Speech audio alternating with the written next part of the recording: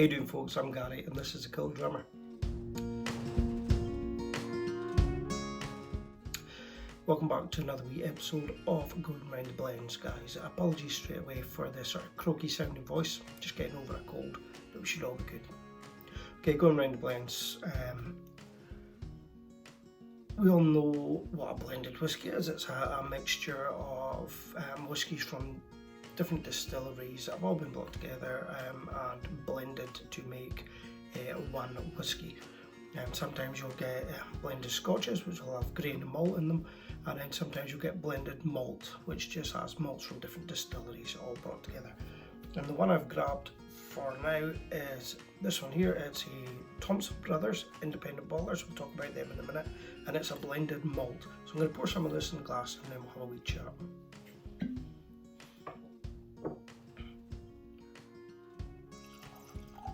So it's important that we kind of make that distinction between blended scotch and blended malt. Blended scotch can be made up of malt and other grains, whereas blended malt can only be made up from malts from different distilleries. Okay, this one in particular, as I said, it's Thompson Brothers. Thompson Brothers are independent bottlers, distillery owners, whiskey bar proprietors, and they're based up in Dornoch. It's up in the Highlands of Scotland, up north, up above Inverness. They are Phil and Simon, brothers. They initially started off wanting to run a specialist whiskey bar. Their whiskey bar at the Dornoch Castle Hotel proved very popular. It's still running today, and it's won sort of awards for being the best whiskey bar in Scotland and that kind of thing. So a very, very popular bar. I've been up several times myself and I've enjoyed quite a few drams in there. I've met both Phil and Simon. They've poured me some drams. We've shared them and had a wee chat. So lovely couple of guys. They then decided they wanted to move forward a little bit into sort of being a distillery and bottling other people's whiskies as an independent bottler.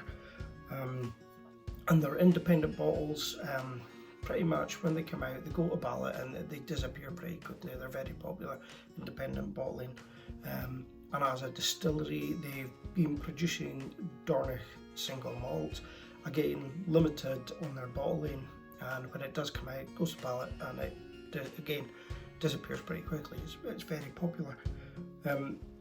In the last couple of years or so, they've decided that they need bigger premises up in Dornoch again, so they're now looking at, I think it's an old gasworks on the outskirts of Dornoch, and they're looking at planning applications, and I've seen some computer generated ideas of what the new distillery hosting would look like. So they're a progressive pair of brothers. They are a progressive company organisation, and they're becoming very, very popular to the extent there was recent online Scotch Whisky Awards, and Thompson Brothers as an independent bottling company were nominated alongside the likes of Cadenheads and Gordon MacPhail. So they're pulling themselves into a very good company there and producing some pretty decent bottles under their independent labels. Okay, this one here, the blended malt. It's kind of, we'll put together a wee story about this malt, so to speak. What the boys have done is obviously taken a number of single malts. They've tried them at sort of different percentages of each malt mixed together, for want of another term, and they've found a flavour profile that they think is nice, and it's commercially sort of viable. They've then gone for a big wooden vat. A vat is like a really big cask, so it's still made of wood, but it's not shaped like a cask. It's probably more, sort of straight up and down in a big circle, wooden cask. The inside of it is still charred and burnt like a cask would be, you know, but it's just not that sort of shape. It's a big tub, big bath. And what they've done is, once they've looked at the percentages of the whisky that they've tried, and they've done all these calculations of how, you know, what percentage of this drum and this drum and this drum comes together to make a really nice blend, they obviously upscale that percentages, then put it into this big vat. Okay.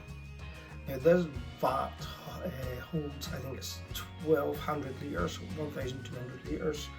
They put in all the percentages, you know, whatever, 20% of this, 5% of that, 40% of this, whatever it may be, into their secret recipe.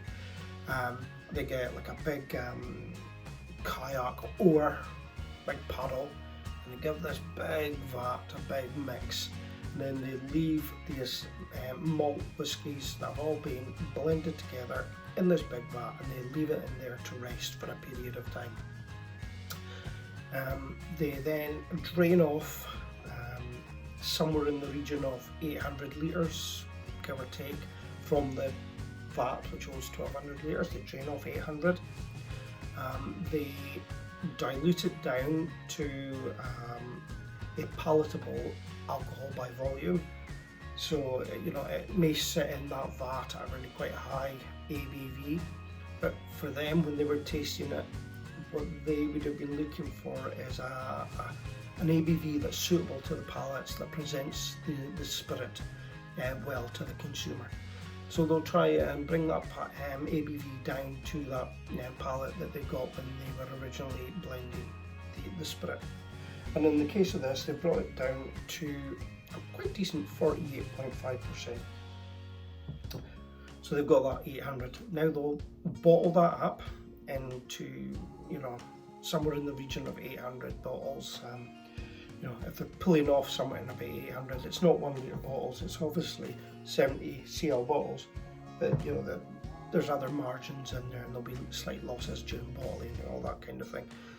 They pull off about 800 bottles from that one big vat, and these 800 bottles are sold off out to the public. We'll talk about pricing in a minute. So that vat, as we said, it started at 1200, they pulled off 800, so there's still somewhere in the region of about 400 litres in that vat. And what they do is they leave that in there as a starting point for the next load or batch of malts that's going to come in. And again, they'll work out the percentages and they'll get it all in there and try and get something quite consistent in the taste. And if you've ever heard about people talking about batch variations across taste, this is maybe a good way of sort of saying it here, that their percentages that they'll add to that 400 that was already in there will probably, most likely, have a slight taste variation to the last 800 litres that was pulled off from it. Okay, and this is where you're going to get batch variation, batch 1, batch 2, batch 3. There may be slight variations in the taste there. You know, we're not going to sit there and be computers and work it out perfectly. We want that little bit of human element in there, so there's slight batch variation, slight taste variation. And then they'll start the process again. You know, 800 will come off again, leave 400, bottle it, sell it, top it back up again. And they work. Their idea is that they're going to work the vat somewhere around about that. So, as I said, this is what they've come out with, and what they've done is given it the name SRV5. Dornoch Distillery is an old fire station, and it sits on Station Road in Dornoch. The vat they use is number 5, so it's Station Road, vat 5. You know, they didn't have to think hard about the names for these, did they? And it's quite a popular name. Now, I'm not sure if you can make it out from there. I'll bring it a bit closer. It has 8 years on it, so it's been given an age statement as well. Age statements in Scotch whisky regulations, that does not mean that everything in that bottle is 8 years old. What it means is the youngest whisky that's gone into that bottle or into that vat was 8 years old. So potentially, you know, you could have had 10-year-old, 12-year-old, whatever age of whisky has gone on into that big vat, but the youngest whisky that was put in the vat was 8 years old. Okay, so hence 8 years old goes in the bottle, indicating that's the youngest whisky it's contained within the blend. It has been released naturally coloured, and it has not been chill filtered in any way. Once they've got it and they've blended it to what they want, they just leave it what they call a resting period, and it'll tell, it says on the bottle, it's been blended, rested and bottled in Dornoch. Excellent. But what the whisky is? Yeah, good question. I'm just having a look in the back, see if there's anything else here. Methods, embracing, harnessing, natural season, blend whiskies. So yeah, carefully chosen single malt whiskies. They have all been aged for more than 8 years before being combined and rested in a 1,200 litre European oak vat. You will find other distilleries and companies using that sort of vatting technique.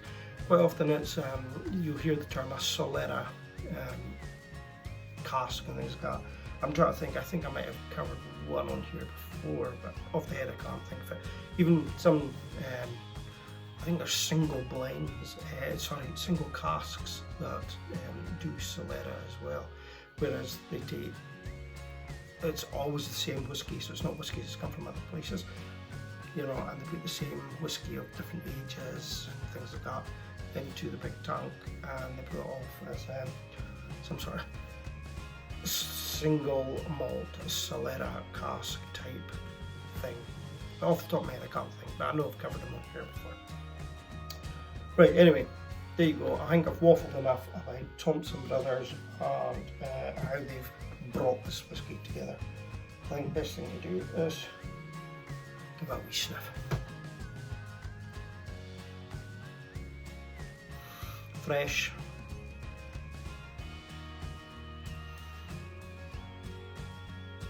There's a slight tropicalness about it for me, pineapples, that kind of fruit. Apples.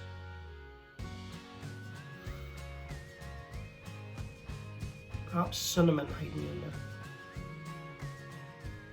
It's nice, it's refreshing, it's quite welcoming, and as I said, no nose burn on there, 48.5%, it's nice. And also, I'm just playing with the glass here, I'm seeing it as quite a sort of creamy sort of body to it there, it's clean inside of the glass, quite nice. Lovely colour as well. Let's give it a sip.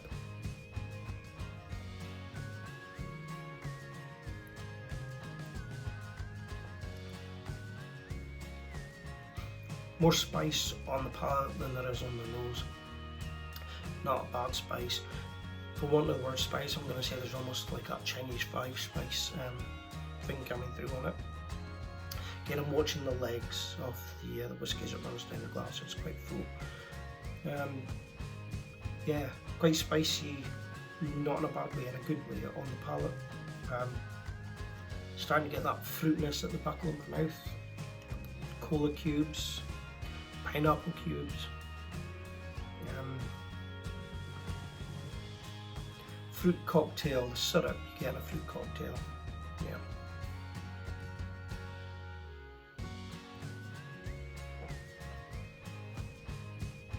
There is an edge of oakiness in it as well, sort of a slight, very slight musty oakiness. There's almost a waxiness on the mouthfeel. Dornoch is relatively close to Clynelish Distillery. You know, I'm not sure mileage, maybe sort of 10 miles, 15 miles between the two of them.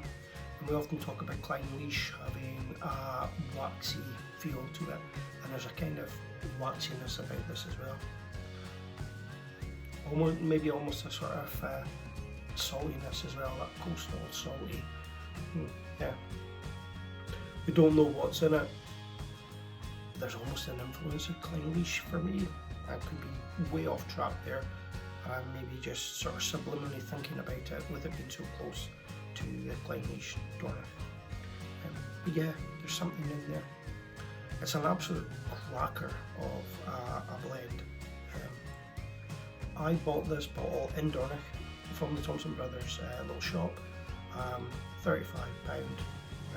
and it's been fantastic.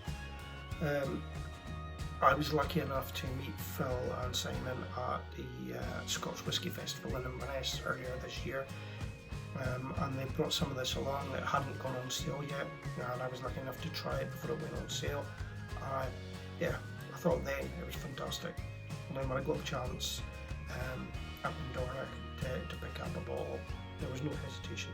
Absolutely fantastic drum. If you get a chance, guys, to pick this up, and I know I've been speaking to somebody out in Australia, and I know they've managed to get bottles of it out in Australia, so I know it's out there on the market.